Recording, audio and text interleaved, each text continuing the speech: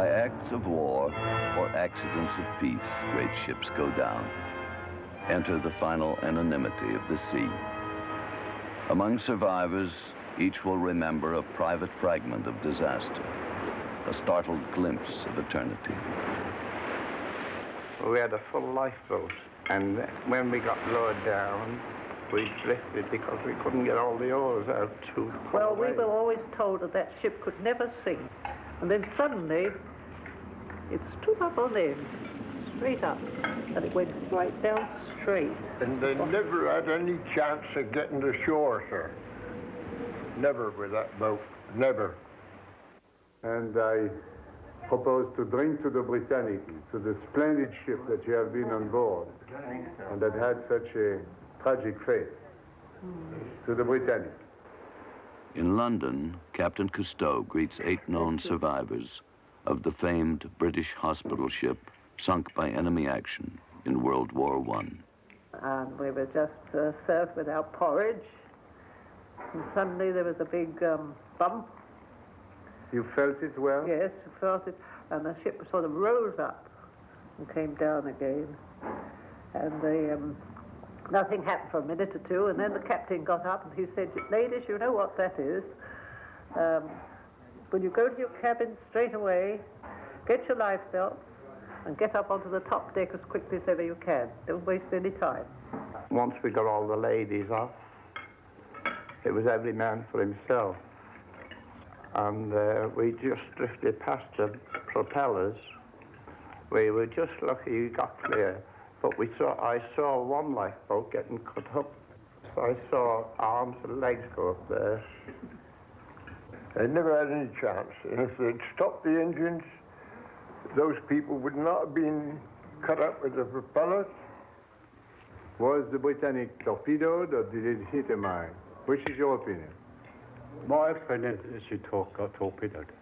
I say torpedoed because, as I told you before, that on the 5th journey, I saw the submarine. And it was a torpedo, if not 2 torpedoes. It was not a mine. Mrs. Mitchell, what is your opinion? Was the ship torpedoed or did it hit a mine? Oh, torpedo, without a doubt. Without a doubt, torpedo. Thank you. Now you, Mrs. Without a doubt, torpedoed. They fired Without a 2 doubt, of them. torpedo. At least one torpedo, at least. It was a mine without a shadow of doubt. You know what Rudyard Kipling said about war? No. And I read a lot of Kipling. He said, and I think it's the best thing to say about politicians in war. When a war starts, the first casualty is truth. Launched as sister ship to the Titanic, 6 months before World War I, the Britannic is also doomed. Then the largest ship ever built, she will go down off Greece amid charges of wartime outrage a year after being commissioned.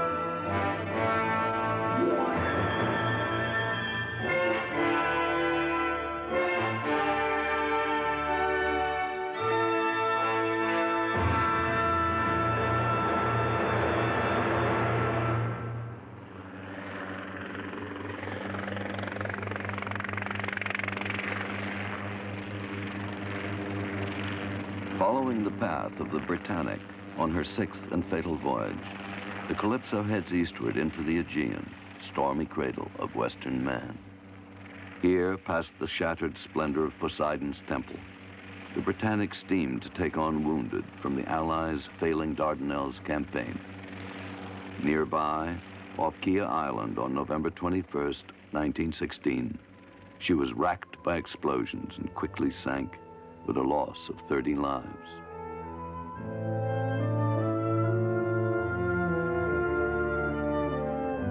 For 6 decades, the questions have remained.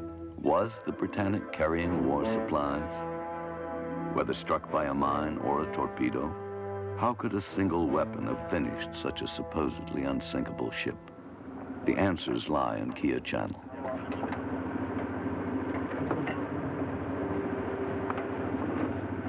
At last on station, at the point indicated on the British Admiralty charts, the Calypso sends a signal aloft, warning other ships in the heavily traveled channel that she will be unable to maneuver.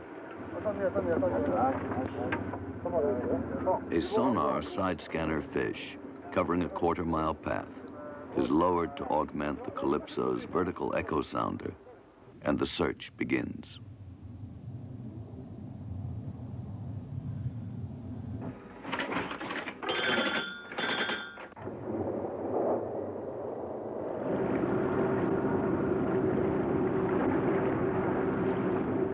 Hour after hour, under the watchful eye of Dr. Harold Edgerton, famed electronics inventor, the sonar signals reveal a lengthening profile of the sea bottom.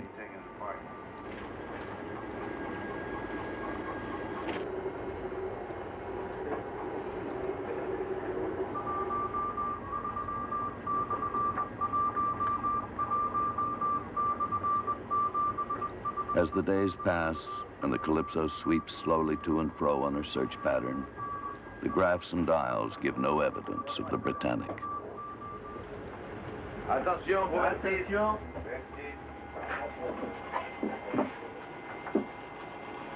Stop. Stop. 260. 260.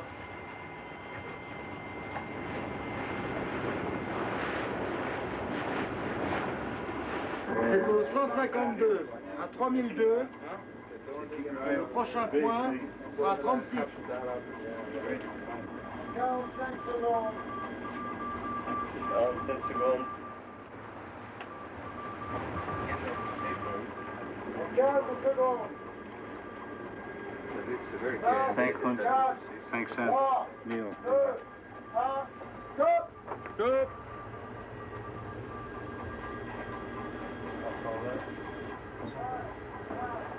Still no sign. Something is wrong. Puzzled, Cousteau widens the area of search.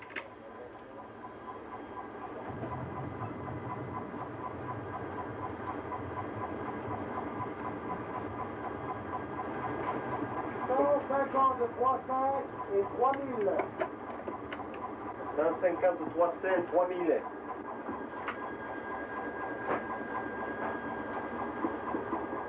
Line, the same one we saw yesterday.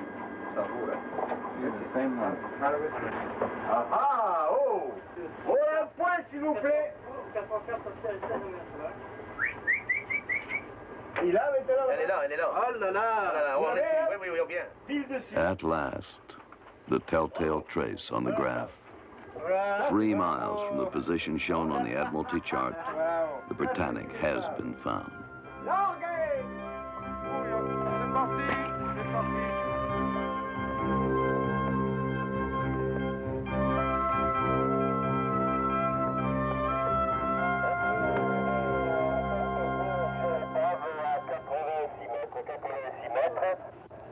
D'accord, bien reçu. Il y a beaucoup de mou dans celle-là, il y a beaucoup de mou. La bouée est à l'eau, il y a beaucoup de mou. Hein.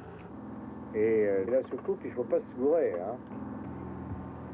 Ouais, In a briefing session with the divers, Cousteau considers the difficulties of exploring the great liner's 50,000-ton hulk, compares it with a scale model of the Calypso's 3.5-ton soucoupe or diving saucer.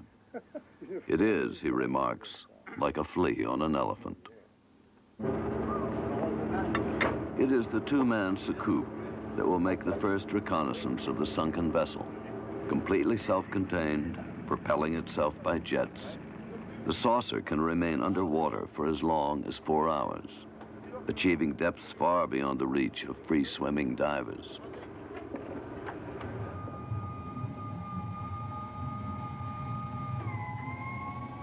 On bottom, the lights of the diving saucer at first reveal only random bits of wreckage. A steel hatch cover, the crushed flotation tank of one of the shattered lifeboats, a broken mast.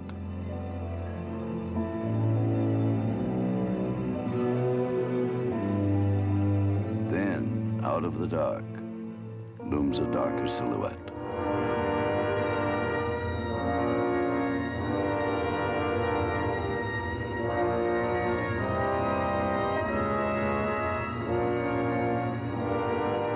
On her port side, as if in dreamless sleep, lies the immense body of the Britannic.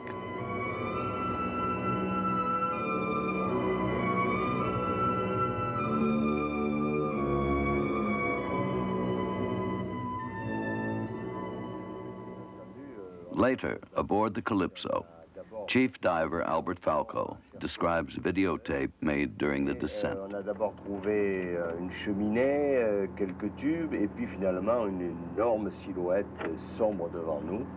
Et là, on était arrivé sur la coque. Tout de suite, on a... Though parts of the exterior are surprisingly preserved, even some unbroken panes of glass, a section of wood paneling near the bridge. The hull's iron plates from stem to stern are encrusted with oysters, coral, sponges, and other sea growth.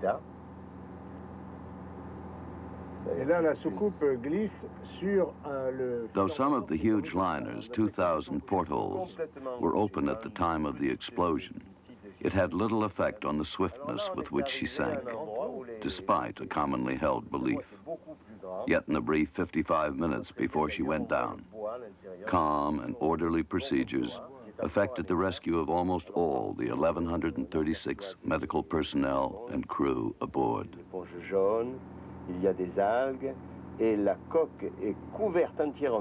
The size of the wreck makes any general view impossible. Like a monstrous man-made reef, it rises from sea bottom, 94 feet high and nearly 900 feet long. Alors, pour vous, on ne peut rien voir, on ne peut pas avoir de vue d'ensemble. Alors, ce qu'il faut, c'est descendre, organiser des plongées. Search of its vast bulk for possible war contraband, Cousteau now realizes, will demand the most detailed organization to be accomplished safely. On en aura vite le cœur net. The depth of the Britannic creates serious problems. Returning to Marina Zia near Athens, the Calypso takes on helium to mix with oxygen and nitrogen for the dives, thus preventing narcosis and the often fatally impaired judgment that results. An SDC, or submersible decompression chamber, also is taken aboard to relieve divers from long periods of waiting in the frigid water.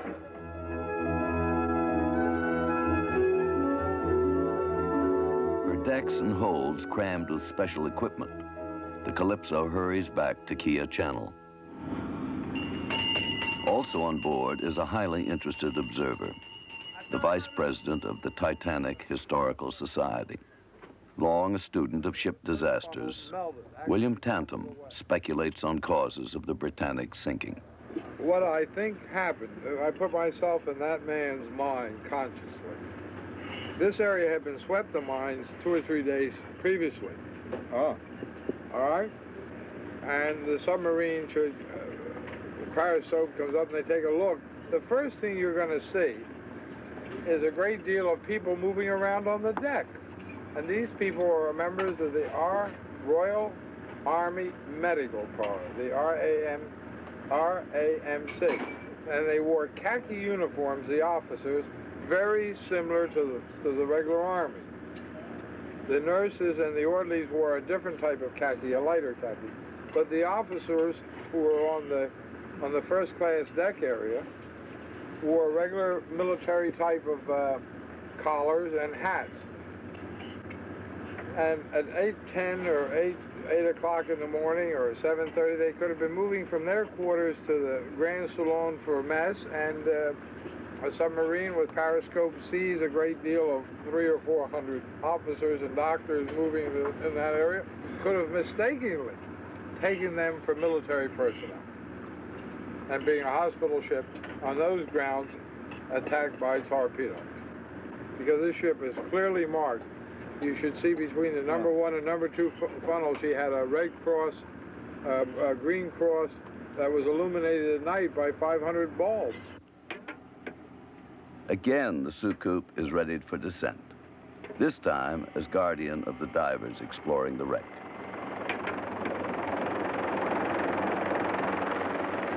Now from Scotland, a formidable visitor joins the Calypso explorers. 86-year-old Sheila Macbeth Mitchell, a volunteer nurse aboard the Britannic on her last voyage. Mrs. Macbeth Mitchell still holds sharp, clear memories of that fateful November morning in 1916. Oh, yes. One of the handful of surviving eyewitnesses, she today lives in quiet retirement with her 92-year-old husband in Edinburgh.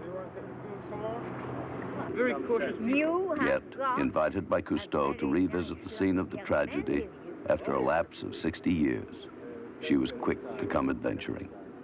When the machine is in the water, we untie her and she goes free. And she's propelled by jets, water jets. And here on the rear you have a big block of land that is a safety weight in case of emergency only. To drop that and come back to the surface. You see the saucer is going now. And there we go. There we go. The diver on top is there to unhook the machine. My father and my 3 brothers were engineers, and I like machinery. Madame, I would like to know a little more about what happened that day when the ship was struck. Yes? You said you heard a big boom, or...? No. First of all, I went to my breakfast in the dining room. Yes. And I had 2 spoonfuls porridge. And there was a big bang. Oh, you heard a big bang? Oh, yes. Did you take all your things from your cabin? Oh, no. Now, in the little a green knitted bag by my berth, I was just under the porthole. It's a very nice little travelling crocodile my brother gave me. Folds up like a cigarette case. Little alarm and luminous top. If you find it...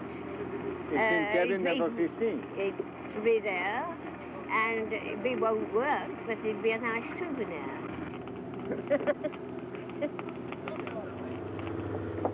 The first team of divers, Raymond Call, Yvon Jacques, and Van Dan, prepares for descent. A veteran specialist in deep diving, Dr. Pierre Cabarrou stands by, a constant, vigilant presence.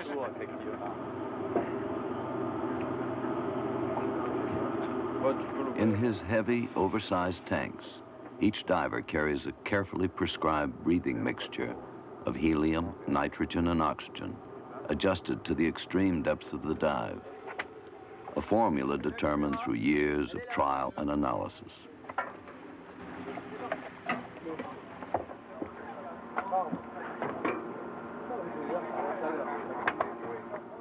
In coming days, with Falco, Patrick Delamotte, and Captain Cousteau himself, the Calypso team will make no fewer than 68 manned dives to search the Britannic.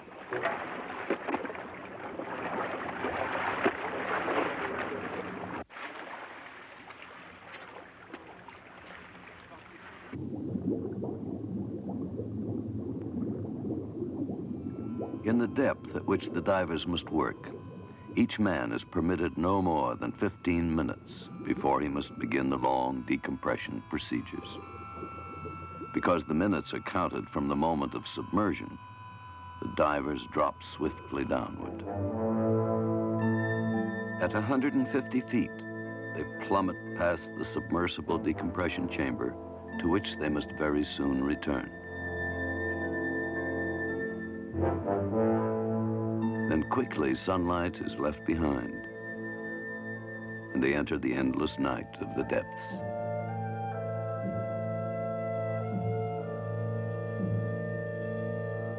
Like a familiar friend in this alien world, the lights of the soucoupe glow in the darkness of the bottom.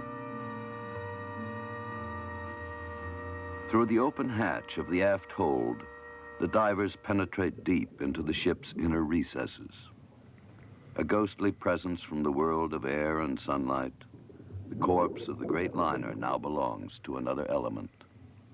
Whatever secrets of past wars or holds contain, they have little meaning here. Now, in the dark, still depths, she has been taken over by other struggles, other occupants. The crab and the sea worm, the algae and the sponge. But the holds reveal no weapons.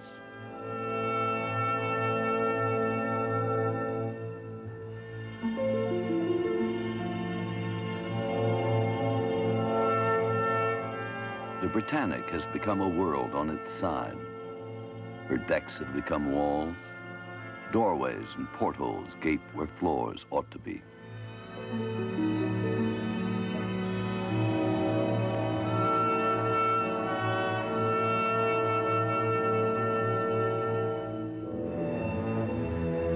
One of the three-bladed, 38-ton side propellers stands forever fixed. Now covered with sea creatures, the propellers caused almost all of Britannic's casualties.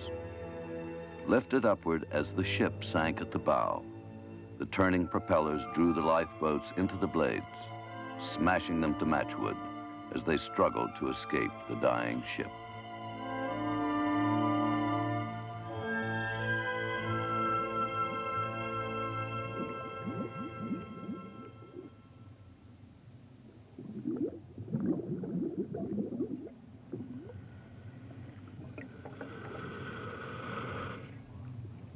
Less visible than the barnacles and sea growth that cover everything, 1,000 vignettes of human survival still cling to the wreck. The men of one stokehold never told of the emergency, who came to deck to find the lifeboats gone.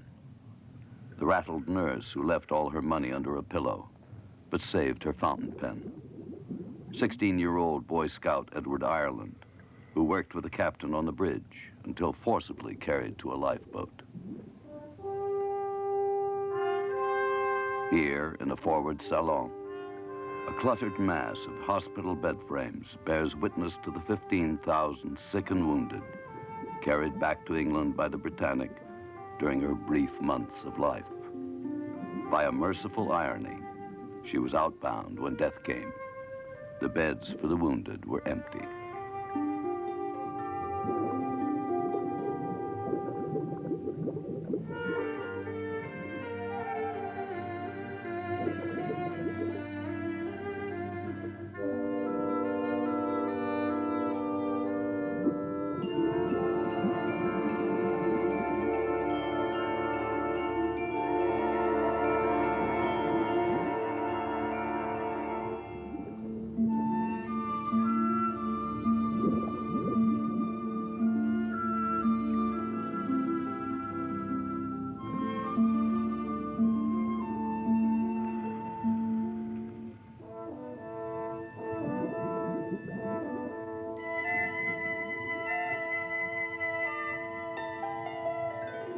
Here at the bridge, Captain Bartlett once fought vainly to beach his sinking ship.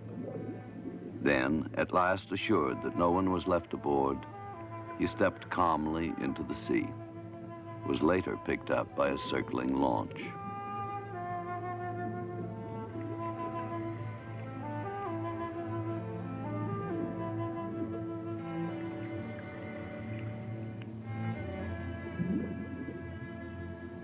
The Shadburn, the internal communication system by which instructions were transmitted from bridge to engine room, is now an encrusted mass.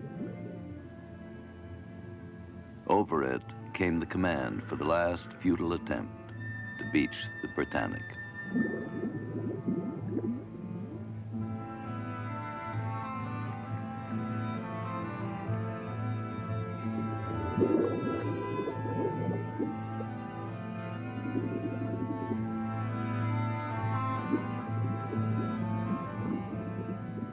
remains of the pilot wheel is the brass strap that bound the wood. The handholds and the wheel itself have long since rotted away.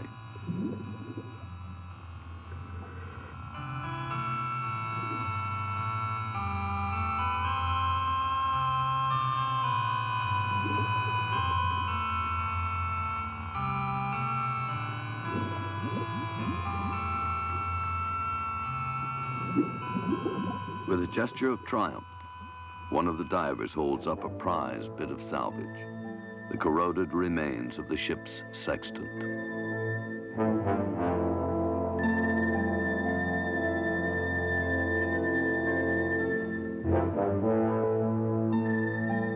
Near the bridge, in the comparative luxury of his rank, lived Captain Bartlett during the brief tenure of his command.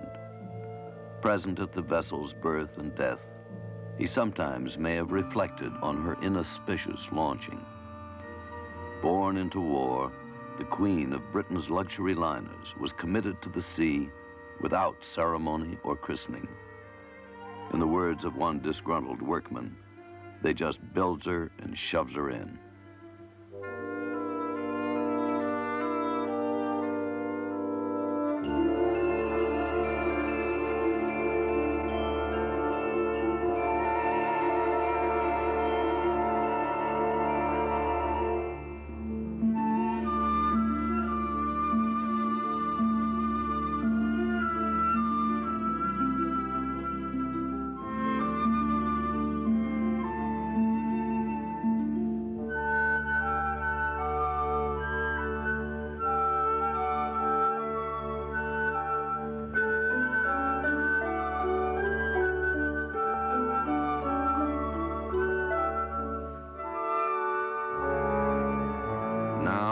Time is the master. On each descent, after 15 minutes exactly, the divers exchange signals and begin their slow, laborious return.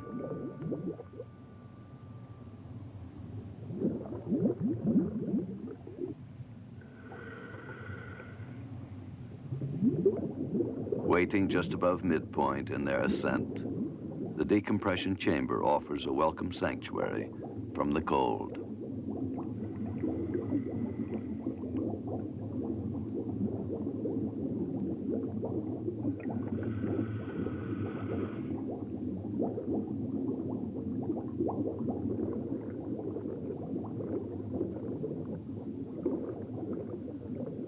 Helped by the service divers sent down from the Calypso, the deep divers remove their cumbersome heliox tanks and place them in racks on the side of the metal bell. At last, releasing the mouthpieces of their breathing hoses, they glide through the lock at the bottom and enter the relative comfort of the decompression chamber. Êtes-vous à 3 dans la tourelle? Êtes-vous à 3 dans la tourelle? Vous êtes prêts à fermer la porte? As the Calypso is assured that all 3 divers are secure, one of the service divers makes a final check of equipment and closes the hatch.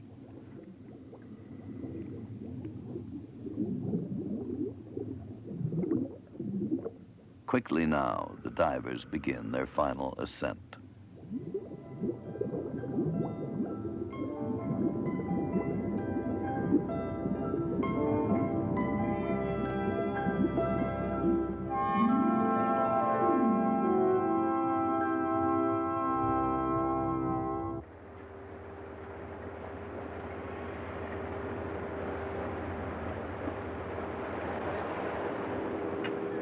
Hoisted to the crowded deck, the SDC is immediately lowered into the hold so that the soucoupe can be returned to its platform above it.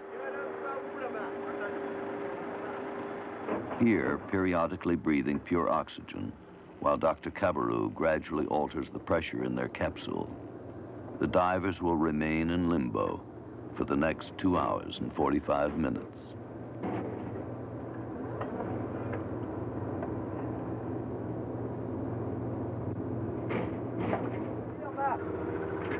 Eagerly, the crew examines the artifacts brought up in the basket from below.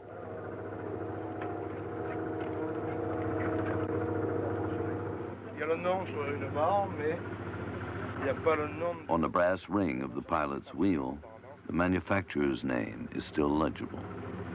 Les moteurs. Le sextant. All right. Ça, c'est beau. C'est très bon, c'est comme ça qu'on regarde les étoiles. À l'envers. Ah ouais. The ship's sextant, it is believed, might still be restored to workable condition if submerged for a time in fresh water and carefully cleaned. Mais peut-être qu'en mettant dans l'eau. En forme? Allez, on prend cette machine. At last, their long wait in the SDC at an end, the three divers are released from confinement. Routinely, Dr. Cabarrou asks each man how he feels. Routinely, each man gives an affirmative reply. But Falco has been below in the Soucoupe. He knows that at moments they felt a little lost. There. Here you are. Not very good. Here are all the patients, and here are the nurses and the matron. You'll see here the boats hanging. The lifeboat in front of me and the one behind were drawn in by the propellers and cut into ribbons. If anybody escaped from those boats, it was because they jumped out and perhaps could swim away. You see, the boat was worth 2 million, and where we were hit, there were high cliffs, and they wanted to beach the boat where there was sand, the other side of the island. And so the minute we touched the water, she went on, and the propellers were coming up, And turning. at the turning, and at the back it was a whirlpool, and they were pulling all the lifeboats into the whirlpool. And when she went in altogether, she just went straight in, just like a dive, a good dive. And everybody's heart was in their mouths. When she was turning, of course, I was thinking, oh, my trunks will be sliding under the other girl's bed. And all the oranges and lemons I bought in Naples will be on the floor. And where is my clock? You know, things like that. We had lots of concerts. I've lost all my songs, all my best music. Now I hear somebody sing and I say, oh, I had that. It's down below. I don't know what we were thinking about, all kinds of things.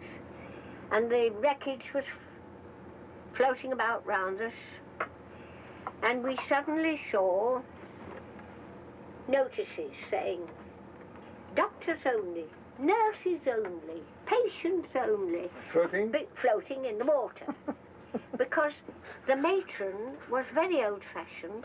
When we wanted to walk and have a real walk in the evening, she put this rope across, you see, to stop us walking. And one wag near me saw these notices, and he said, huh, surprised the old dame didn't put a notice to say doctors and sisters shouldn't drown on the same side of the ship. And when I got back into Athens at night to go to bed, I had my French knickers on with blue ribbons threaded through, and one was lost. And the other nurses were very teasing me. They said, have you given the sailor the blue ribbon for that? In exchange for that, you see. Did you? No. I'm much too Victorian. When you received the cable from New York asking you to come here in Athens on board Calypso, you were astonishingly rapid to decide to come. I have had a very lucky life. I've been to many countries, and I never thought I would come back to the Britannic again, no. And it's marvelous, marvelous. Now I am 10 years younger than I was last Wednesday. See? As the days pass and the search progresses, Cousteau himself prepares to examine the wreck. Si on rentre comme on a l'intention là-dedans, c'est ça qu'il faut regarder. As usual during the search, Cousteau takes his bearings and plans his dive in relation to the Britannic model aboard the Calypso. Intending to explore the forward section of the liner, he is again reminded it is a world askew. To descend the grand staircase, for example, his progress will not be vertical, but horizontal. Et pas vers le fond de la mer. Bien sûr. Hein? Au même niveau. C'est-à-dire que quand on descend l'escalier, on reste au même niveau. Bon. Et il faudra me sortir un profondimètre et une... Hein? With the unhurried precision learned in long practice, final preparations for the descent are completed on deck.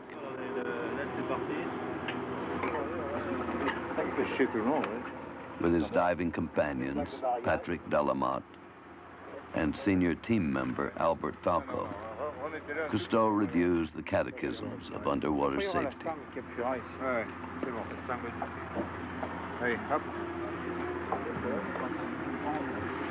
C'est marrant de se dire qu'on va avoir froid alors qu'on crève de chaud.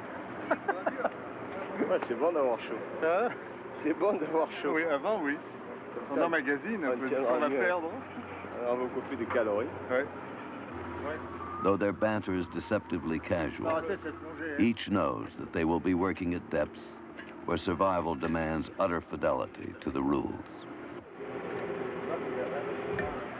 On the exact basis of dive duration and the greatest depth achieved, Dr. Cabarrou will calculate the decompression pattern and its intervals of oxygen intake. C'est pour quelle durée? 15 minutes à 15 minutes à 100. Oui. Et 10 minutes à 110. Et 15 minutes à 110. In a final check, each sets his watch for the exact time limit on the dive. Ça, on connaît. C'est ça. Si on fait que 10 minutes à 110, c'est le palier. C'est ça, 64. Il n'y a que 64. Allez, adieu, papa. Bon,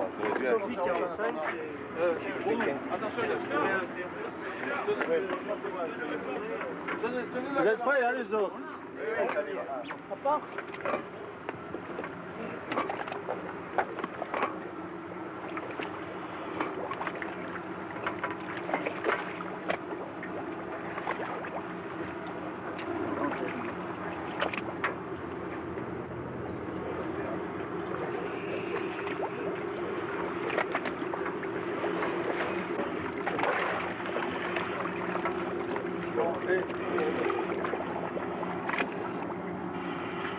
Il est parti. 15-3-0-0. Il est parti.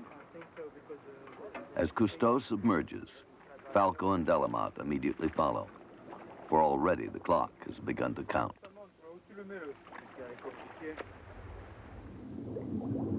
As always, the dive is a race with time, a dreamlike fall to the bottom.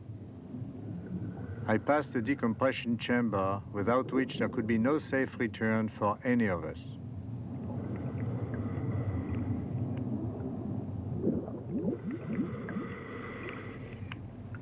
Swiftly, I follow the braided nylon cable downward, and soon drop past the SDC's stabilizing pig iron weight, suspended like a stone in the sky.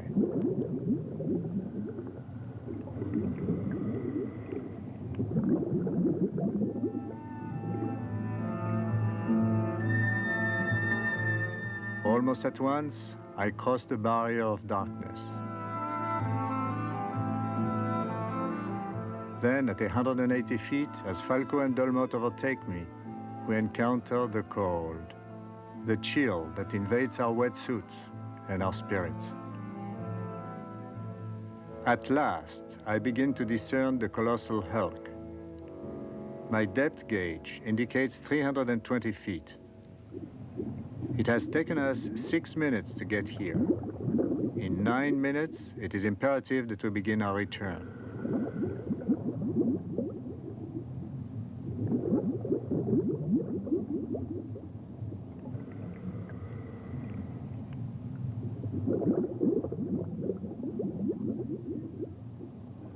I swim now through a world in which all reference points have been altered. The walls of the monumental first-class hall are above and under me, the floor directly ahead. I weave through a labyrinth of metal bars across my horizontal course. I feel I could get caught like a tuna in a giant net. Abruptly, I realize that these grids are all that remain of the grand staircase. But a less definable sense of disorientation also haunts me. The Britannic's entire career was unintended. Planned for fashionable transatlantic crossings, she spent her brief life in the drab pursuits of war. Here in this room, where orchestras were meant to play, dust has settled everywhere in the Stygian gloom. History has made a mistake.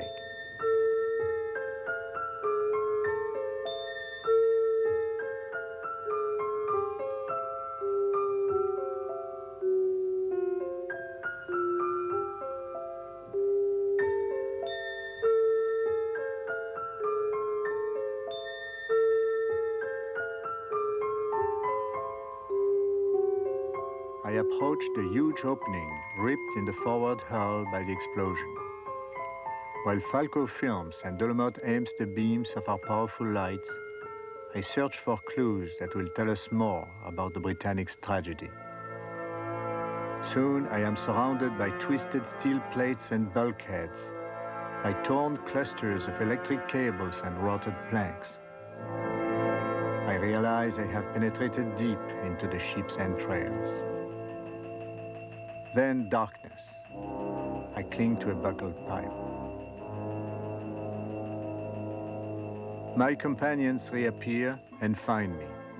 What has seemed to me an eternity was only seconds.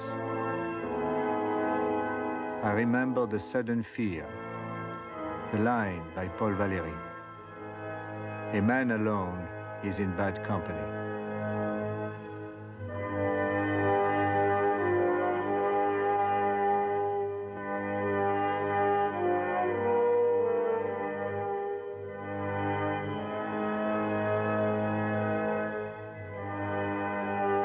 Quickly, we go on with the search. When we reach the very bottom, the depth is 370 feet. Here and there, one of us picks up a bit of debris, stores it in the soucoup's basket for later examination at the surface. Not far from the immense rupture, perhaps 100 feet back from the bow, we find a piece of coal, apparently blown from the bunkers. A trifle, perhaps.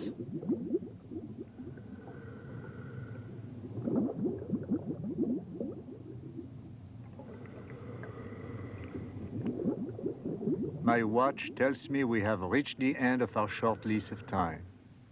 I signal my companions. We withdraw and begin our ascent.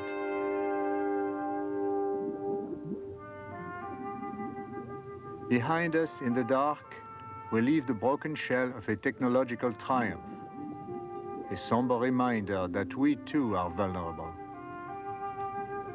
The Britannic was once called as perfect a specimen of man's creative power as it is possible to conceive. She lasted less than a year.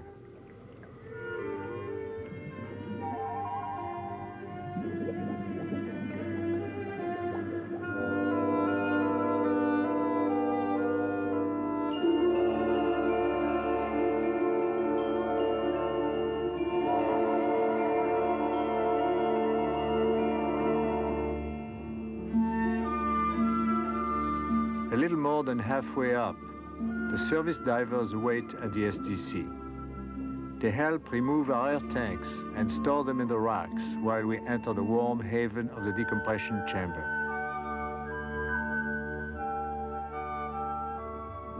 Back in the only world we can safely inhabit for the next 2 hours and 45 minutes, we are given a final check by the service diver, then begin the last leg to the top.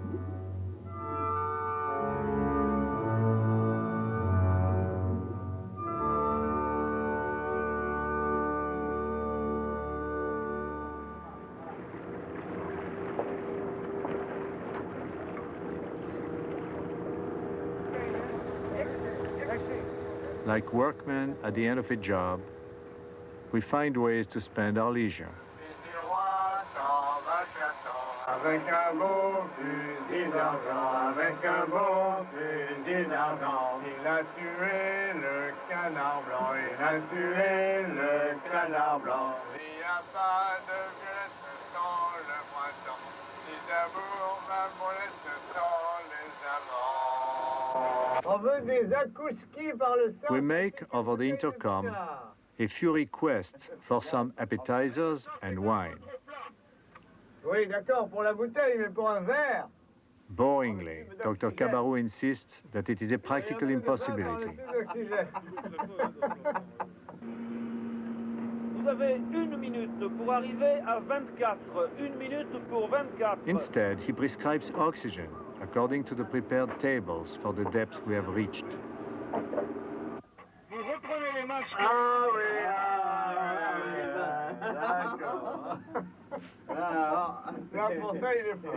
It is all very good for us, we agree. But as Falco points out, caviar would have tasted better.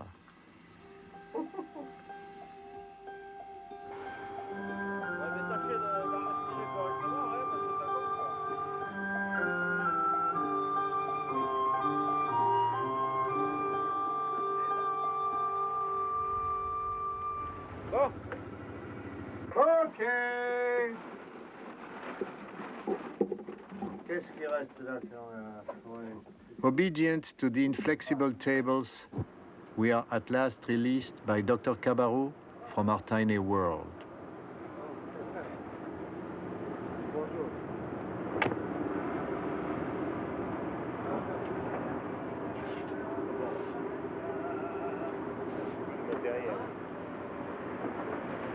Suddenly, the crowded deck of the Calypso seems enormous.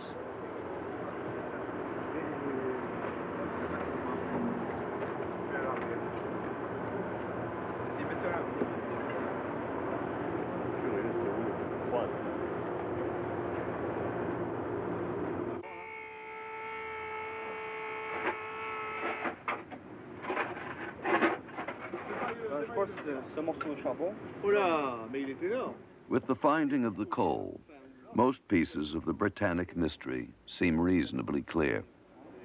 Nowhere have the searchers discovered evidence that the Britannic was anything other than she claimed to be, a mercy-bound hospital ship.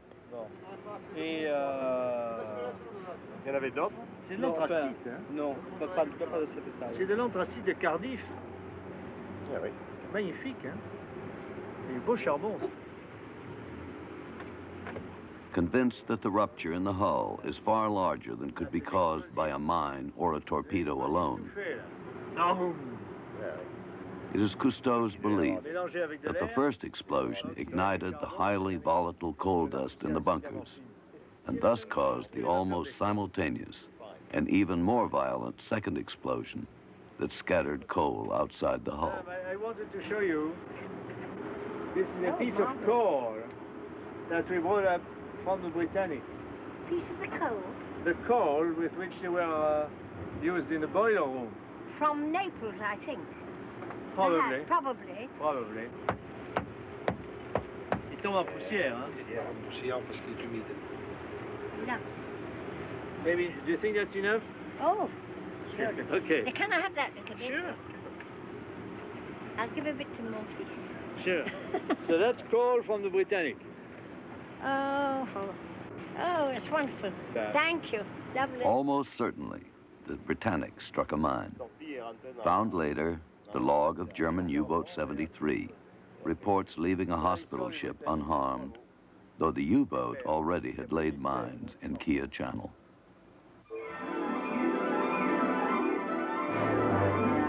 Its work is finished, yet for the Calypso, one mission remains to be done.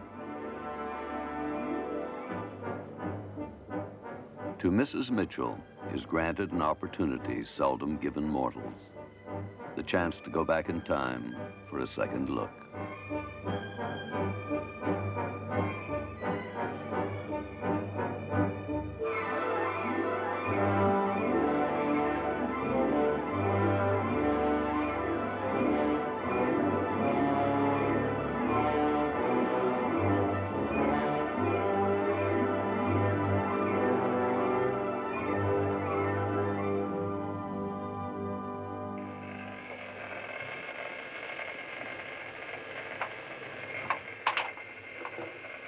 pas de torpedo cette fois. Hein? Ok, porte ok pour moi.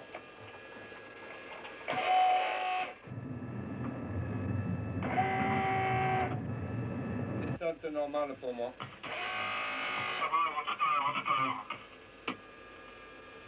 A lifetime later, the young nurse from cabin 15 returns to the ship where she lost a clock, some old songs, and a sack of oranges.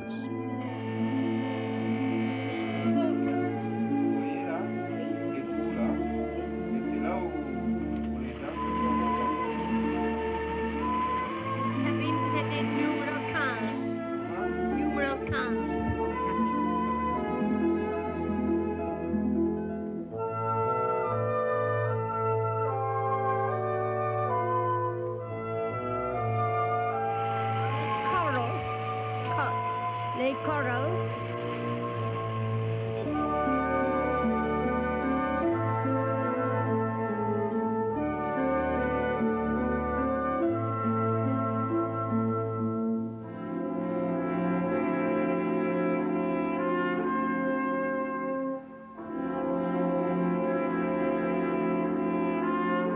It's more beautiful. C'est plus beau qu'avant.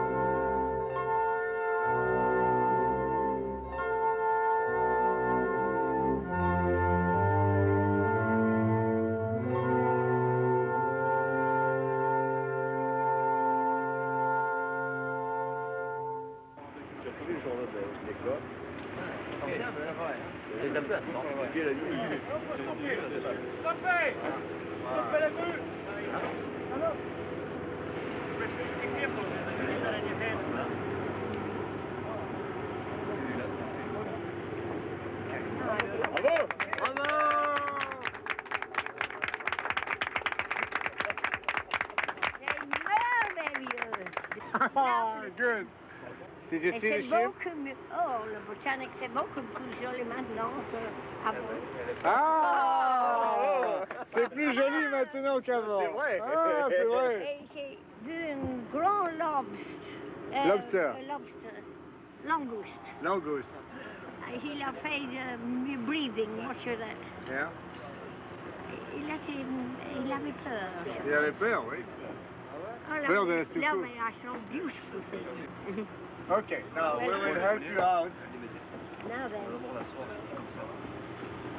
Wait a minute.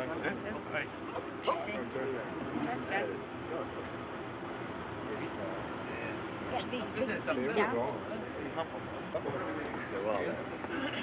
Il faut avoir des skis. Il faut avoir des skis. J'ai rencontré un mari sur les skis. En Suisse. Sur le truc derrière.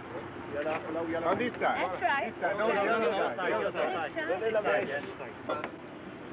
Very good. Attendez, capitaine. Oui. Encore une marche, encore une marche, encore une marche. Et attention, vous arrivez sur le pont là. Voilà. Bravo. Bravo. Madame, appelez capitaine. I've never had such an experience. I can't thank you too much.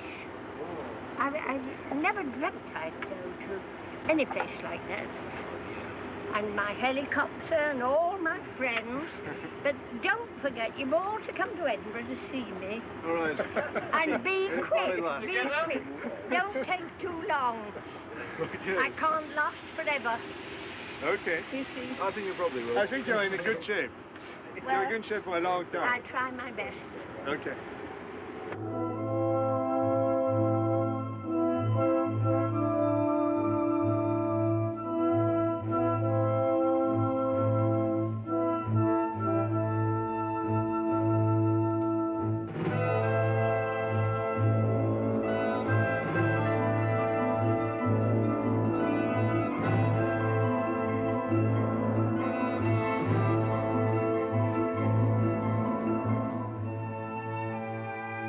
Again, Calypso's guest has packed her bags.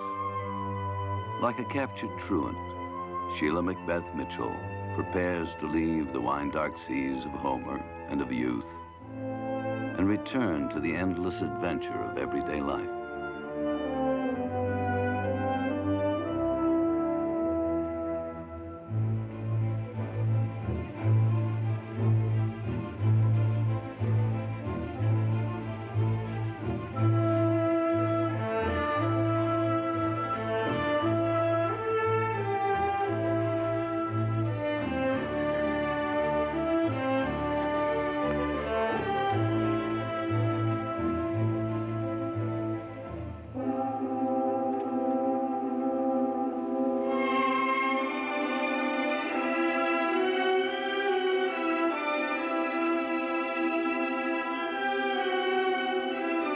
Aboard the Calypso, each has been touched by a bright and indestructible lady.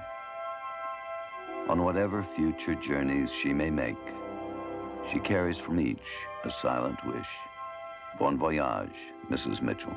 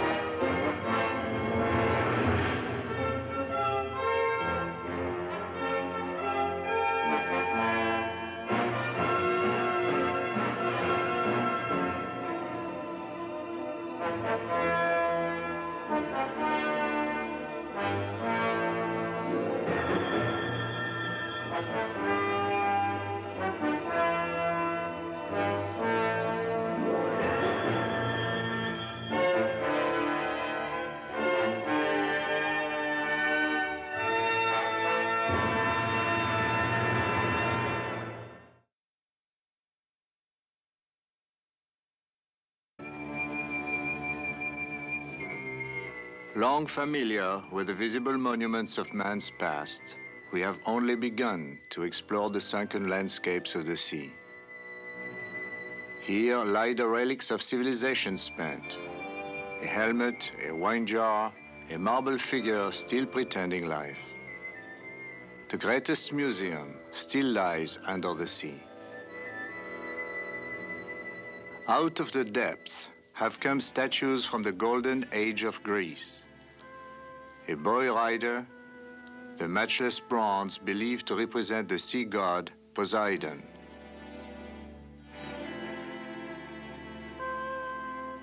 Off the Greek island of Antikythera, the Calypso team returns to the site where in 1900, sponge divers made their celebrated discovery of shipwrecked art treasures.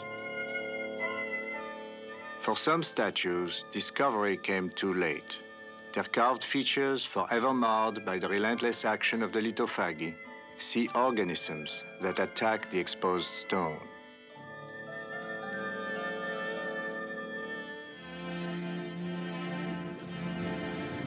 Using modern techniques, the Calypso divers hope to find companions to the rare bronzes recovered from oblivion.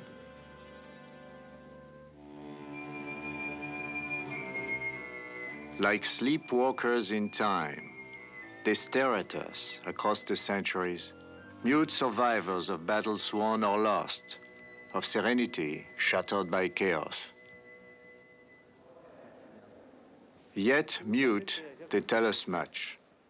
One of the most astonishing archaeological finds in history is shown us by Nicholas Yalouris, director of the Greek National Museum. A lump of corroded bronze from Antikythera, it revealed a Greek achievement never before known or even suspected. Les connaissances techniques et technologiques des anciens étaient de beaucoup plus développées qu'on pense en général. Able to conceive and build the earliest known geared instrument to calculate the movement of stars, the Greeks, 100 years before Christ, held the key to the Industrial Revolution and modern computer technology.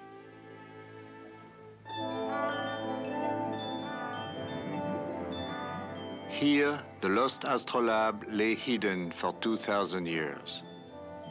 What other secrets, what other treasures still wait to be released from their watery tomb?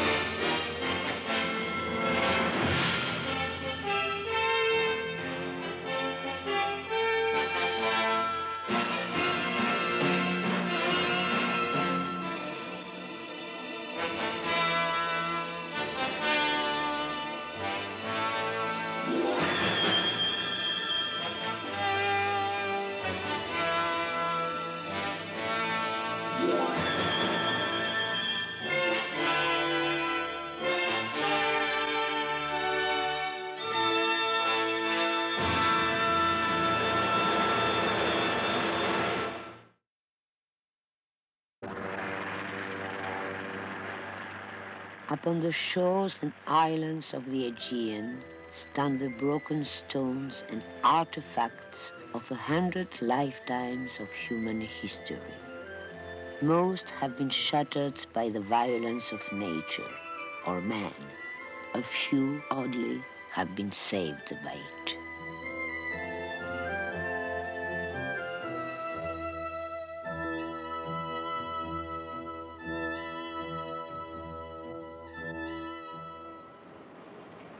Midway between Crete and Kythera itself, legendary birthplace of Venus off the Greek mainland, the island of Antikythera lies at the crossroads of the ancient world. D'Athènes à Anticythère, ça fait à peu près 6 heures de route par beau temps. Here, sometime in the 1st century before Christ, a Roman ship foundered with a cargo of art. But where she was from, or where bound, no one knows. Hopefully, in his search for the Greek bronzes, Cousteau and his divers will find clues to an answer, will confirm and make more precise the archaeologists' estimated date at which the astrolabe was in use.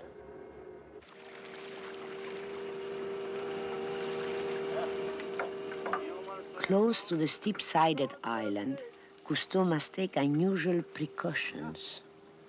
Exposed to the Meltemi, the northerly wind that can raise a howling storm in minutes, he orders 2 huge anchors dropped on the Calypso's seaward side.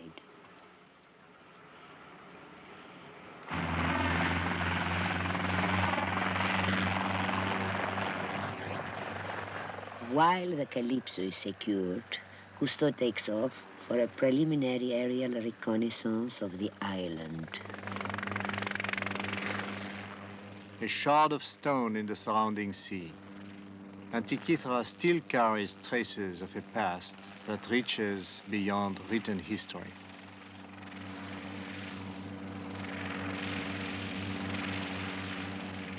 Across the island have swirled the tides of pillage and conquest.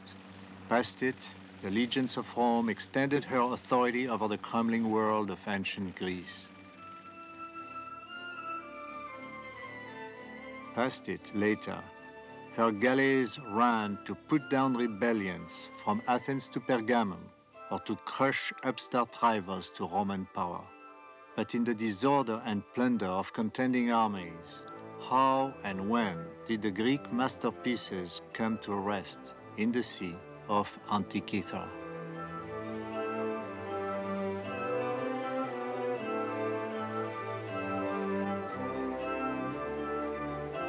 Once heavily wooded, the island now is nearly naked as bone.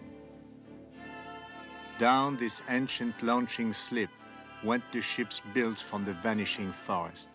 Spending their future to buy the present, the islanders' seaborne trade prospered for a time, but succeeding generations would pay for it in soil forever eroded and washed away.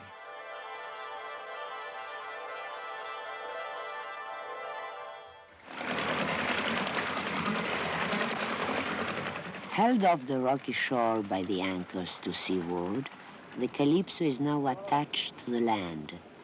3 heavy nylon lines are tied to steel cables looped over the outcropping rocks.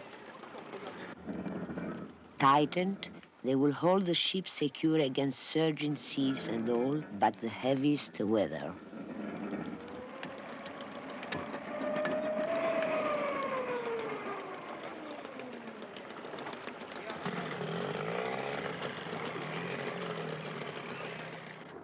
At the center of her web, the Calypso now lies directly above the side of the sponge diver's earlier discoveries, nearly 200 feet below.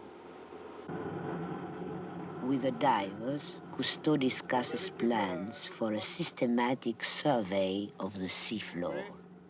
By completing a photographic mosaic, they will be able to chart precisely any possible finds. Fait ce qu'il veut. Il fait des effets de groupe. It is assumed that all the artifacts lying exposed on the sea bottom were raised in the first attempts at recovery in 1901.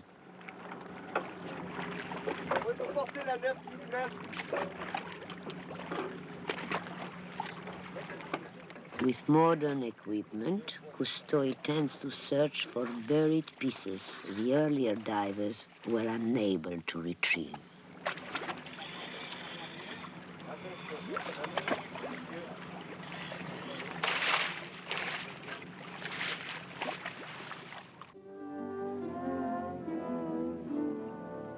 Along the sloping bottom, far below the sunlit surface, Falco and I examined the area where the sunken ship must have come to rest more than 20 centuries ago.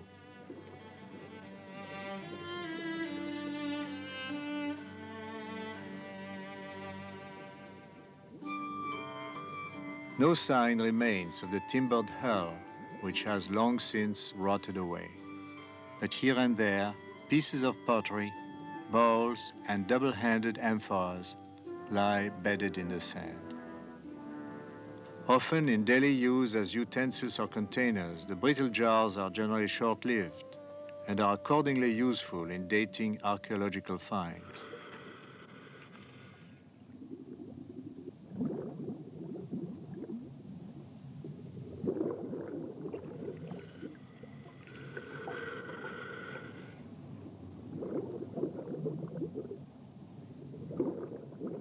It is the trace of green, the sign of bronze, that we are mainly seeking. Regularly melted down for weapons by invaders, perhaps no more than 24 large Greek bronzes remain in existence, and of these, fewer still belong to the golden age of Greek art in the 5th and 4th centuries before Christ.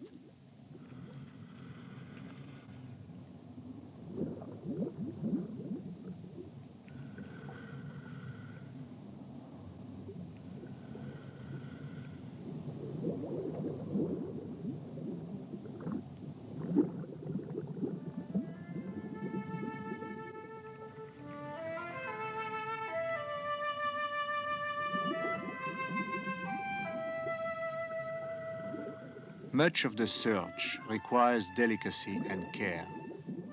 With a fan-like wave of the hand, the divers brush the silt or sand, which is carried away by the movement of water, like dust in a breeze.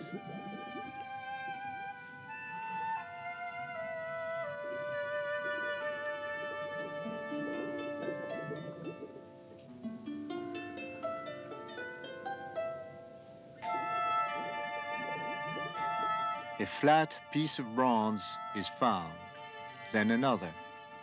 Puzzling relics whose character or function are not quickly apparent.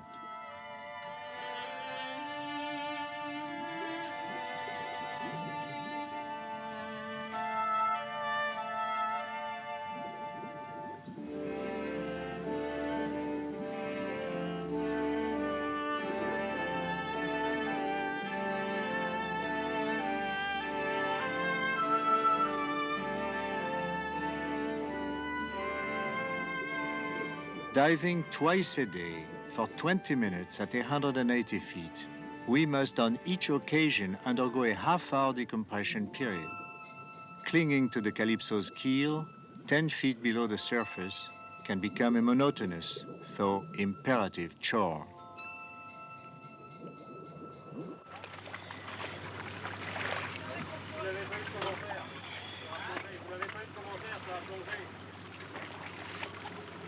C'est long, une demi-heure de palier.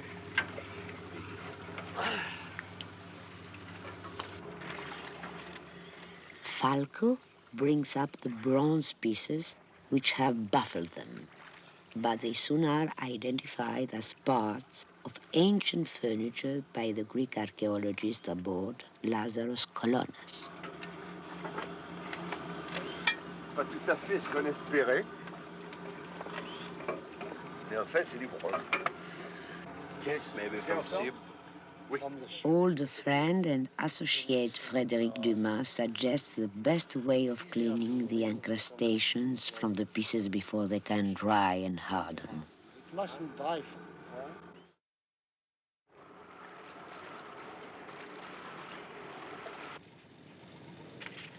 Convinced that other pieces lie hidden below, Cousteau assembles the camera mosaic of the bottom as a reference guide.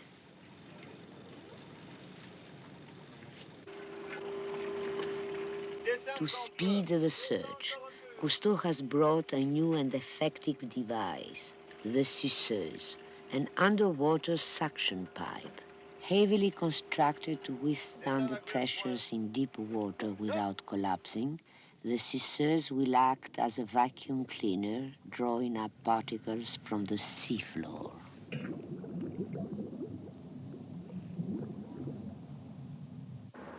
Powered by a compressor aboard the Calypso, the suceuse begins its operations.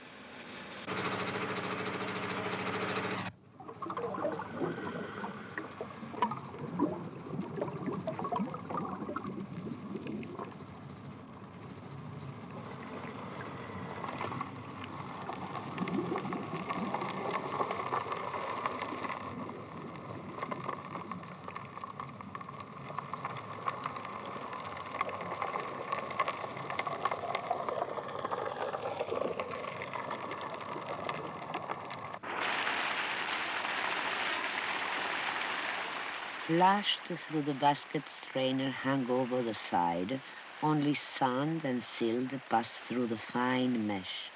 Here, even the smallest bits of archaeological salvage are trapped and saved.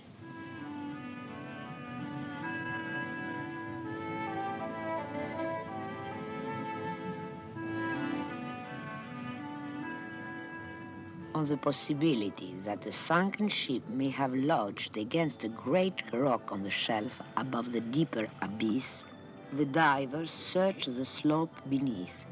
For as the ship disintegrated, part of its cargo may have been strewn far below the area of the main discoveries.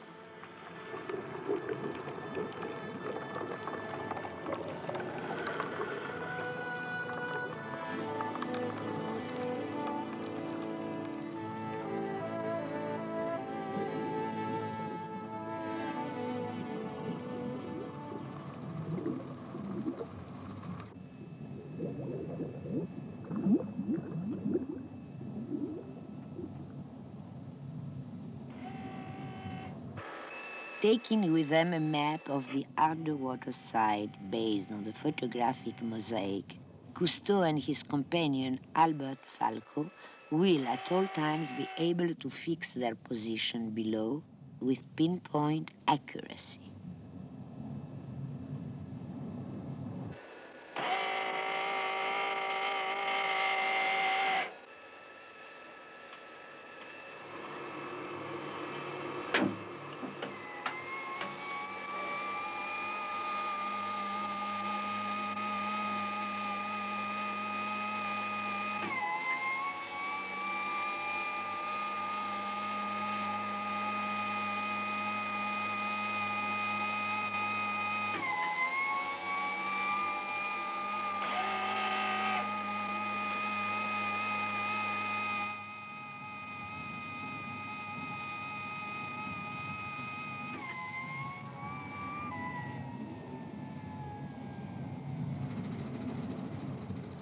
Working in partnership with the soucoupe and its blower pump, the diver soon retrieves from the moved sand of the bottom a growing array of objects.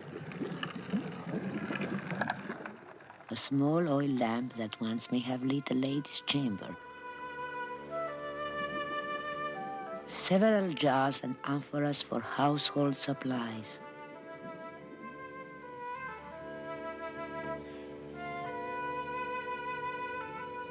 All are carefully placed in the basket for return to the surface.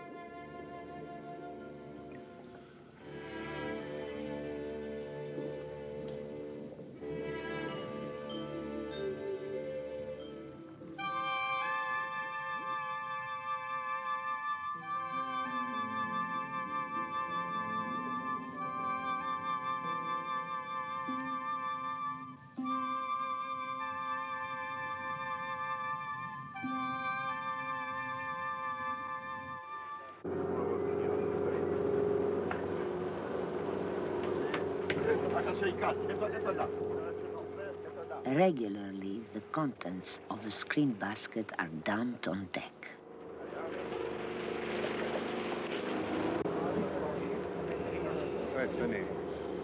Like obsessed gamblers, archaeologists and crew members scratch inch by inch through the debris, hopeful that some treasure will be revealed.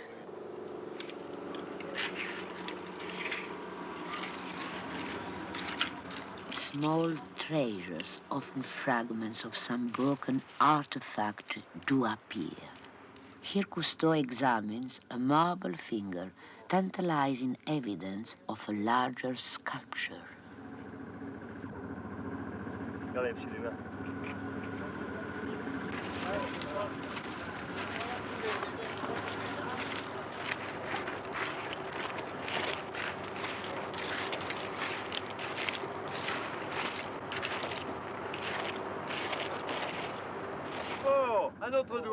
Again, a small piece of marble, the thumb from a sculptured hand. Ça, c'est le pouce. On ne doit pas être trop loin de la statue, hein? Oui, oui. Il s'approche. Ah oui, regardez, il y a bien là. Ah oui, c'est le pouce. On a le pouce et le petit doigt. Et le pouce. Now, out of the debris comes a small encrusted lump of metal. It has no shape that might suggest its identity and function. Yet it too is carefully saved in hope that, after it has been cleaned, it may have some scholarly significance. Among archaeologists, they are no trifles.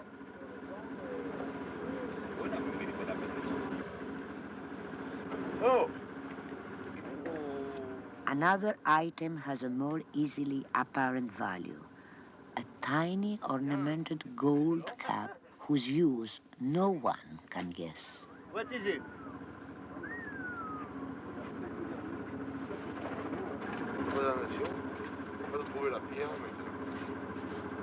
Peut-être qu'il y en a d'autres là, maybe other ones.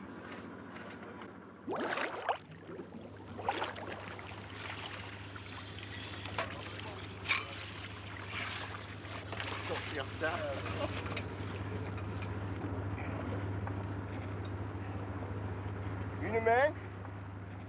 A marble hand and a foot, found by Alberto Falco, bring a pang of disappointment because they have been battered and damaged.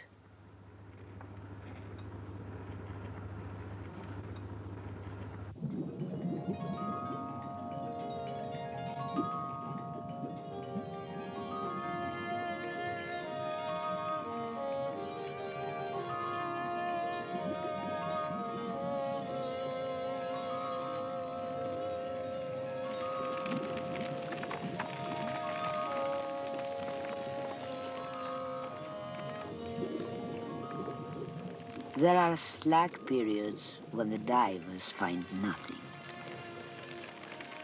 Then the suceuse reveals a harder surface, a gleam of marble. With growing excitement, Ivan Giacoletto pries it to the sand. At last, disengages a life-size marble arm.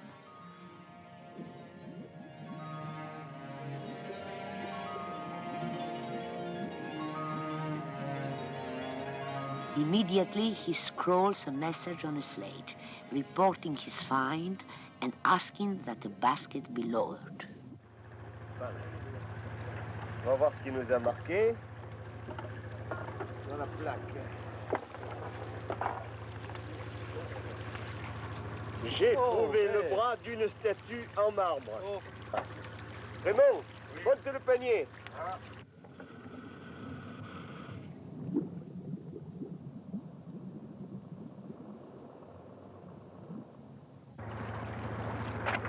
C'est lourd? Pas léger. Hein? C'est pas léger. Dégage, dégage. On deck, the find creates an excited stir. At this point, it appears to be the most impressive discovery yet made. Though stained by its burial in the sand, it has been preserved from the ravages of lithophagy, the enemy organisms of the sea. While Colonna studies the find, Giacoletto joins the group in smiling pride. A young explorer displaying the exotic treasure he has brought back from some alien country.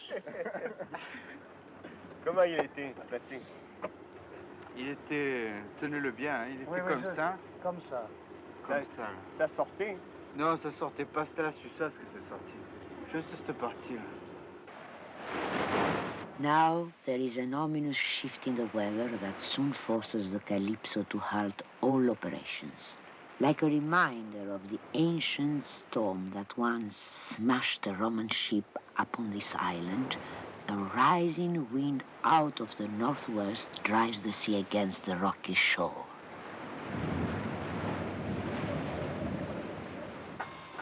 On the bridge, Cousteau considers the swiftly growing force of the Meltemi.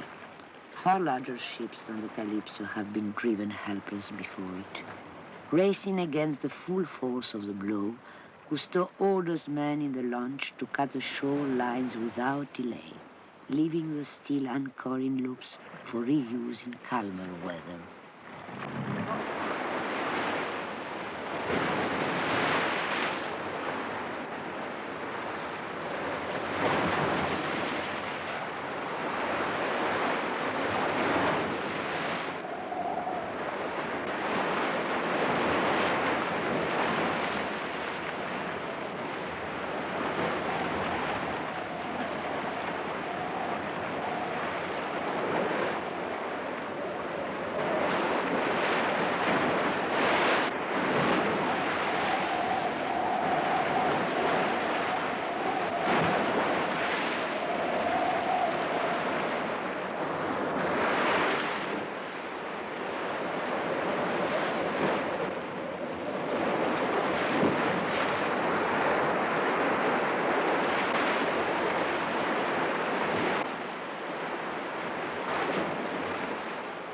Like the bird scudding before the wind, the Calypso too takes flight.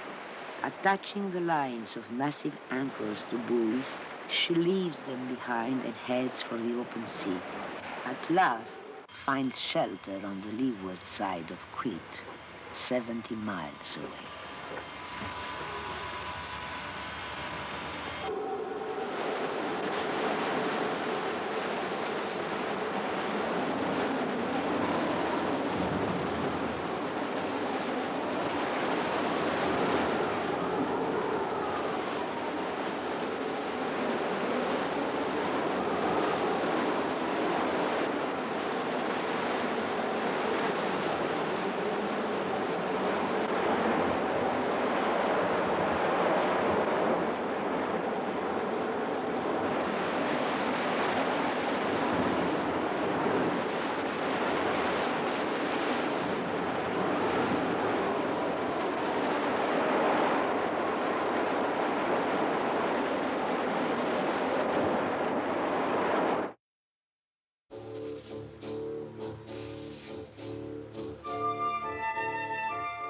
As the storm abates, the Calypso again fixes her mooring lines above the sunken Roman wreck.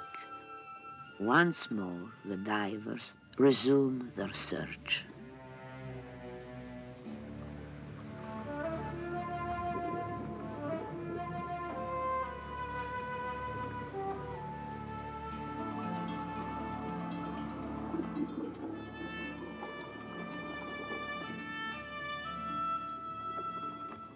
For a time, they find little. Only an ancient skull. A traveler aboard a wrecked galley, he no longer carries name or rank, whether general or legionnaire, captain or slave. A living casualty among the cargo of bronze and marble forms, he is now far less valuable than either.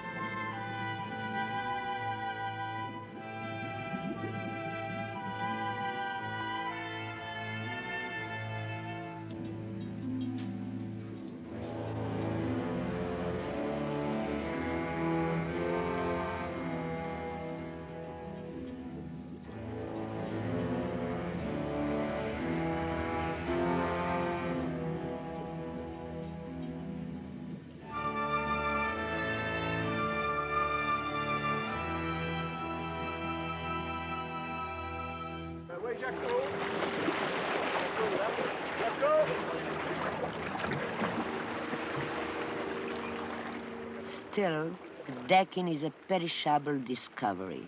Preserved only because they were buried, the planks may decay in weeks when exposed to air.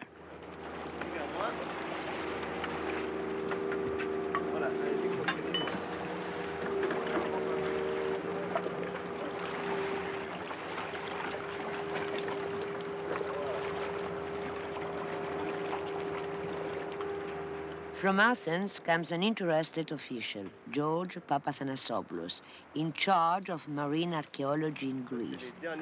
With Cousteau, he examines the galley decking and the most recent artifacts brought to the surface.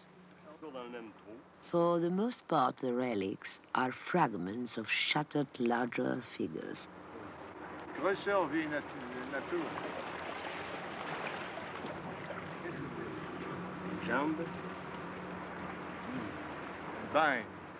Despite Cousteau's hope that some of the pieces would be revealed as parts of a single statue, the marble limbs belong to separate sculptures. Viewing the bits of an ancient armor also found, Albert Falco serves as an impromptu model for the crest of a bronze helmet. Avec ça, on devait plonger. C'est pas tous les jours qu'on coiffe une crinière de bronze. Tout ce qu'on a trouvé intéressant, les bijoux. In the wardroom, Cousteau again studies the camera mosaic on which each recovered object has been precisely charted. The jewels, the coins, the pottery and pieces of inlaid glass, the marble fragments. Le bras, où est-ce qu'on a trouvé le bras? C'est à côté du rocher rond, à droite, à côté du gros morceau de bois. Oui. Ça, c'est le bras de marbre. Un bras de marbre. Mais alors, les piles de pièces de monnaie, où est-ce qu'on les a trouvées? But where are the bronzes he is so eager to find, and which he is convinced lie hidden there? Hopefully, he searches for a pattern, but the mosaic gives no hint. La fameuse rocheuse et ces blocs de roche ici. Et dans cette région, les bijoux, en 3 endroits, donc il serait intéressant de continuer les recherches par ici.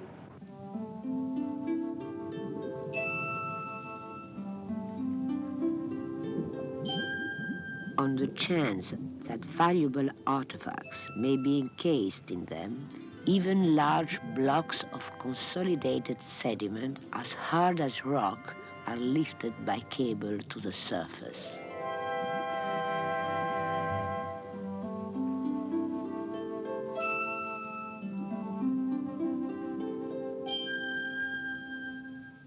Alors, qu'est-ce que c'est? C'est un bloc, c'est le filet, c'est un des gros blocs. Hey.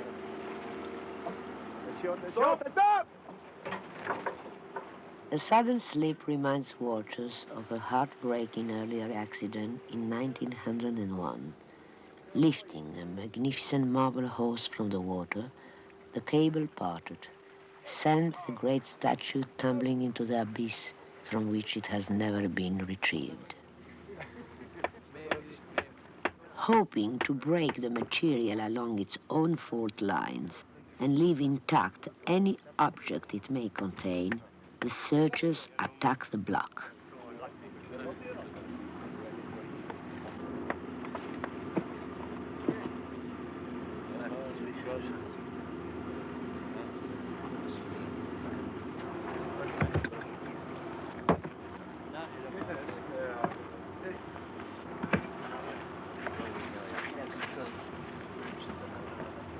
At first, the hammer reveals nothing. Then, not a bronze, but a pot is exposed and finally freed. On voit bien le clou qui vient depuis assez loin, qui va jusque là, dans sa cheville de bois.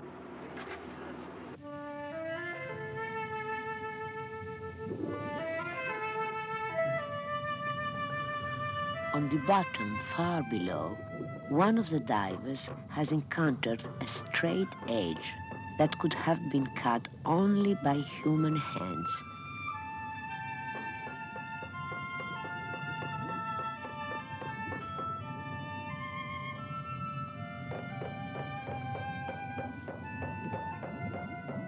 Gradually, a square box-shaped stone object is pried from the sand, but its function seems dubious. Perhaps it may have been intended to serve as a base for a small statue.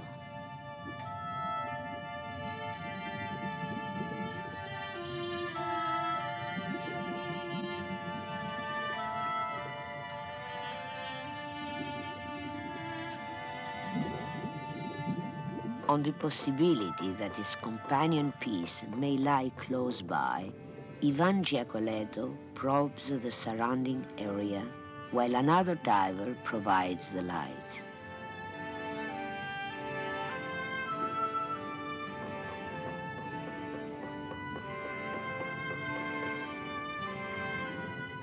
Then a metal shape is slowly unlocked from stone and time.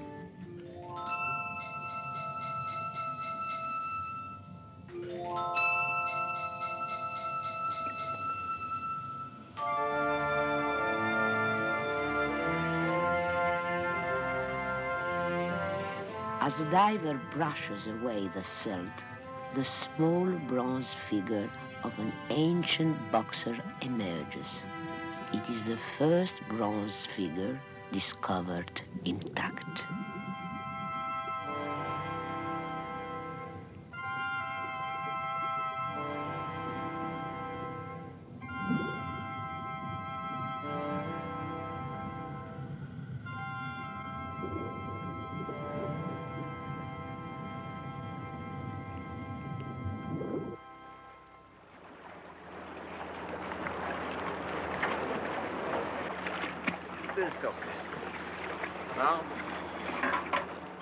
On deck, Cousteau and Colonnas curiously examine the rectangular stone object.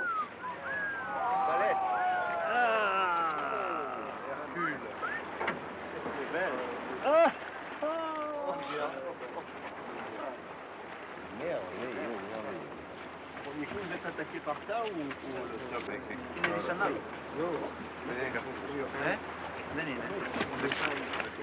Very beautiful. Then, amid a stir of jubilation, they survey the prize brought up by its proud discoverers.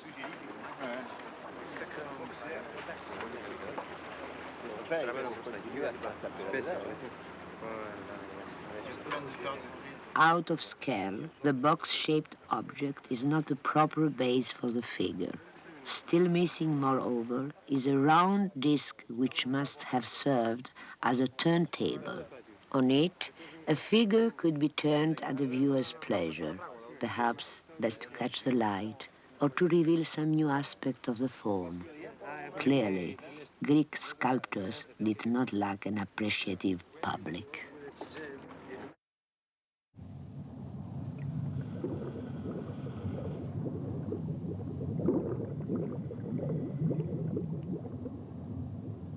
Near the point where the boxer was found, the divers again pry into the hardening deposit.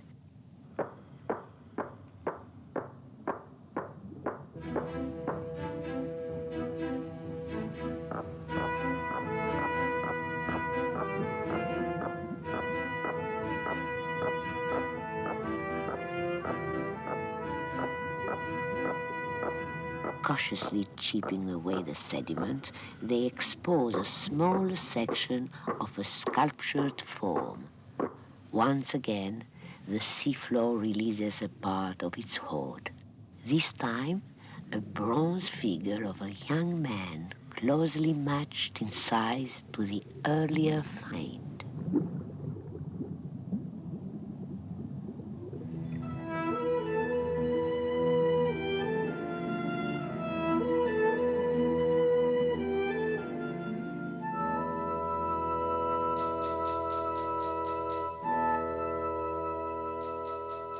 Against a darkening sky, the figure stands there, a quiet messenger from our past.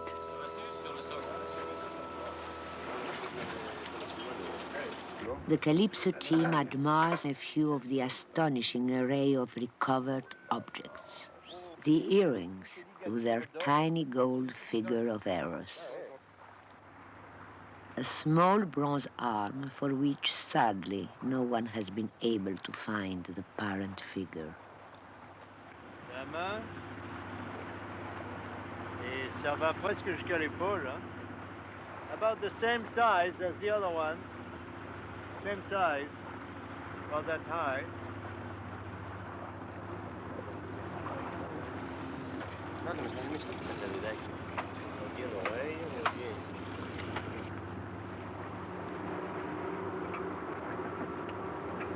Ça va là. Hein. Oui. Et ici, il y a un... Etwas.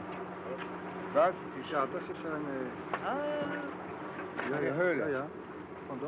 Priceless because they are irreplaceable. The pieces might have been lost forever.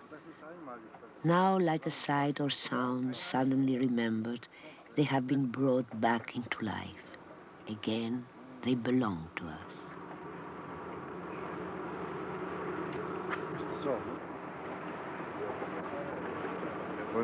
Wunderschön.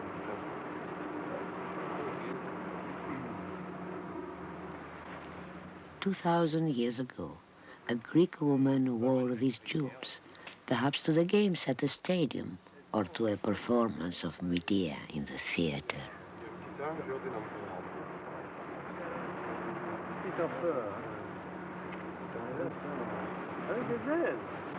Vous avez vu la petite amphorette? Oh, In this miniature vase were stored the precious perfumes brought by ship from Asia Minor. These coins, through how many hands did they pass in trade, and for what were they spent? All are tokens from the murmuring past.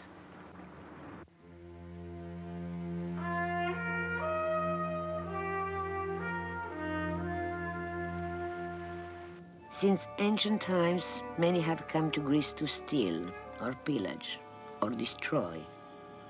On Calypso falls the honor of being one of the rare ships to bring the plunder back. From Calypso's hold in the port of Athens comes a dazzling cornucopia of treasure, pieces of beautifully inlaid glassware, hundreds of pottery jars and amphoras, marble fragments, bronze figures, jewels and coins, all carefully packed in their protective boxes. George Cavadias, Secretary General for Culture, welcomes back artifacts missing for 20 centuries.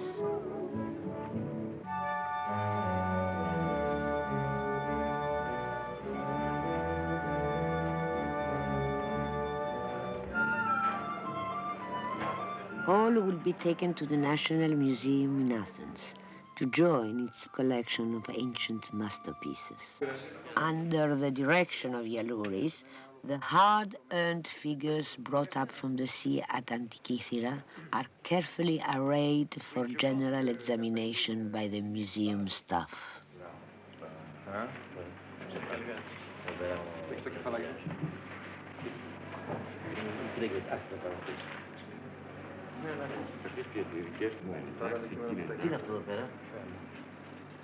Once again, they examine the different bases found at the island, each designed to serve as a turntable for some sculptured figure or ornament. Bit by bit, each of the Antikythera artifacts is given its place in time, related to the known context of history.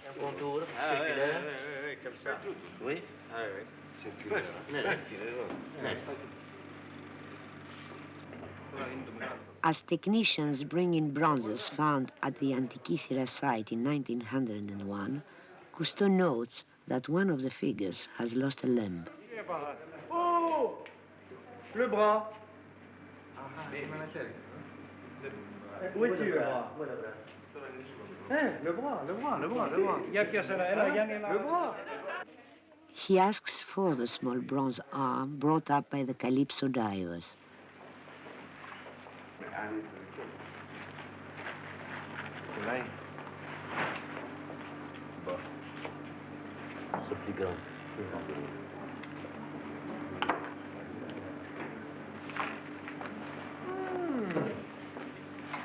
Je suis pas sûr. Une fois nettoyé.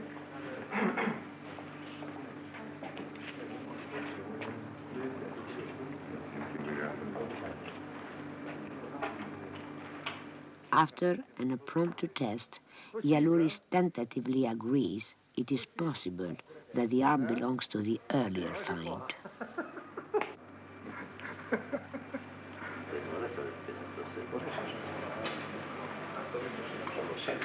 Stars is right. Huh? Stars is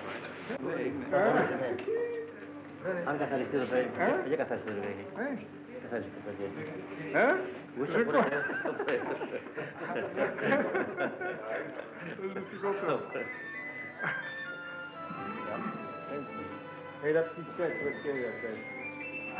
Same thing too. Huh? Same size.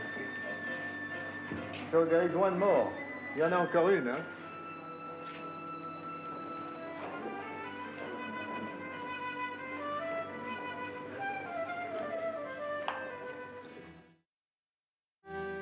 Months later, eager to see the museum's progress in restoring the Calypso finds, Cousteau returns to Athens and hears remarkable news.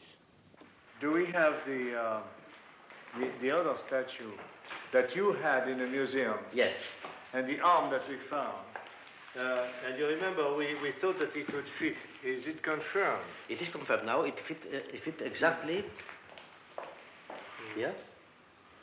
So you intend to to restore it, yes. As soon as the arm is well cleaned? Yes. We need some more work in the conservation of the hand, of the arm. Although Cousteau is delighted that the small arm found by Calypso does belong to the statue found earlier, it is the lump of coins that is the Calypso's most significant find. These coins are of great importance to us because, exactly, thanks to them, as you remember, is a column of coins, which after the cleaning, we found out that they belong to the group of coins of the city-state of Pergamon. And they are in silver? They are in silver, yes. And can we date them exactly? Yes, around 86 BC. Not only have the coins fixed the time of the astrolabe more closely, says Papathanassopoulos, they have dated the Antikythera wreck itself. Rebelling against the Romans in 88 BC, the people of Pergamum were terribly punished 2 years later by the returning masters. In the sack of the city that followed, statues, newly minted money, and other loot were taken aboard the Roman ship, soon wrecked of Antikythera. So these little coins are the key to the story. Exactly. And they're also, we have a moral ending where the results of this brutal pilfering ended up at the bottom of the sea. Thus, by a paradox, saved by shipwreck and the violence of the sea, another handful of fragments have been returned to man's visible inheritance from his past. Sometimes the fragments are damaged beyond repair, grotesque parodies of the original artist's intent, the legacy of the sea worm.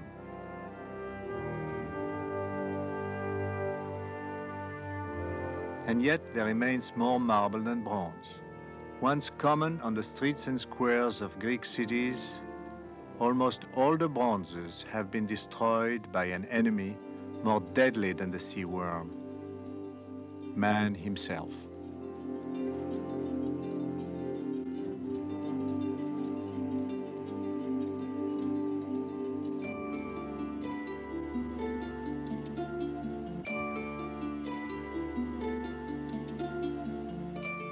Does it matter?